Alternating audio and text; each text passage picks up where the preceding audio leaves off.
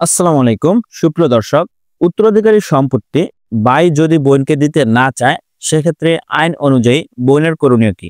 সুপ্রিয় দর্শক, উত্তরাধিকারী সম্পত্তির যদি ভাই বোনকে যদি উত্তরাধিকারী সম্পত্তি থেকে বঞ্চিত করে বা যদি ভাই জোরপূর্বক ভাবে বা ক্ষমতা খাটিয়ে বোনকে ওয়ারিশ দিতে চায় না, সেক্ষেত্রে বোনের করণীয় কি সেই বিষয়ে আজকে ভিডিওতে আলোচনা করা হবে।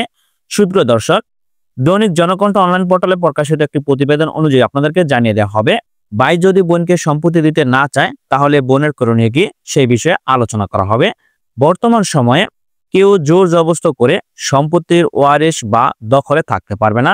আপনারা সকলে অবগত আছেন যে ভূমি অপরাধ প্রতিরোধ ও প্রতিকার আইন বাস্তবায়ন হয়েছে। এই আইনে কেউ জোর জবরদস্ত করে বা ক্ষমতা বলব করে কেউ কারোর ওয়ারিশ বা জোর জবরদস্ত করে জমি দখলে থাকতে পারবে না।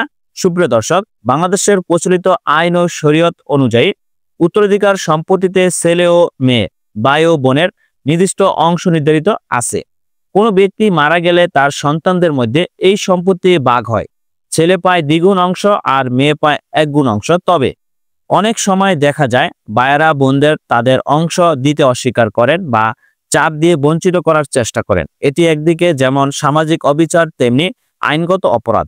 অনেকে আছে ভাই জোরপূর্বক করে তার বোনের ওয়ারিশ দিতে চায় না, তিনি নিজে বেশি নিতে চায়, সেক্ষেত্রে আইন অনুযায়ী দণ্ডনীয় অপরাধ। তবে এক্ষেত্রে বোন চাইলে আইনগত দাবি উত্থাপন করে তার প্রাপ্য অংশ দাবি করতে পারে। এটি একটি আইনসিদ্ধ অধিকার। ভাই যদি তা না দেয় তাহলে বোন কোর্টে মামলা করতে পারেন। এক্ষেত্রে জেলা জজ কোর্টে উত্তরাধিকার মামলা করা যেতে পারে। বোন সিভিল কোর্টে জেলা জজ কোর্ট উত্তরাধিকারী দাবি মামলা করতে পারেন ও পার্টিশন সুটের আবেদন করতে পারেন। এই মামলায় আদালত সম্পত্তির তালিকা, ভোগ দখল ও অংশ অনুযায়ী রায় দিবেন। আশা করি আপনারা সকলে বুঝতে পারছেন কোনো ধরনের অনিয়ম বা দুর্নীতি করার দিন শেষ। বর্তমানে জমি সংক্রান্ত নিয়ে ভূমি মন্ত্রণালয়ের পক্ষ থেকে কঠিন হুঁশিয়ারি দেওয়া হয়েছে। কেউ জোর জবরদস্ত করে কারো জমি দখল করতে পারবে না এবং কেউ ওয়ারিশ ব্যক্তিকে ঠকিয়ে বা প্রতারণা করে বা জোরপূর্বক করে জমি অতিরিক্ত বেশি নিতে পারবে না বা কাউকে ঠকাতে পারবে না। খতিয়ানের নাম অন্তর্ভুক্তির আবেদন করা যেতে পারে। মৃত বাবা বা মায়ের খতিয়ানে নিজের নাম না থাকলে এসি বা অ্যাসিস্ট্যান্ট কমিশনার ল্যান্ড অফিসে আবেদন করে নাম অন্তর্ভুক্তির ব্যবস্থা নিতে হবে। পাশাপাশি একজন দক্ষ আইনজীবীর মাধ্যমে মামলা পরিচালনা করলে আইনি সহায়তা দ্রুত ও সঠিকভাবে পাওয়া যায়। ভাই ইচ্ছাকৃতভাবে বোনকে সম্পত্তি থেকে বঞ্চিত করলে সেটা জমি আত্মসাৎ বা জালিয়াতি হিসাবে বিবেচিত হতে পারে।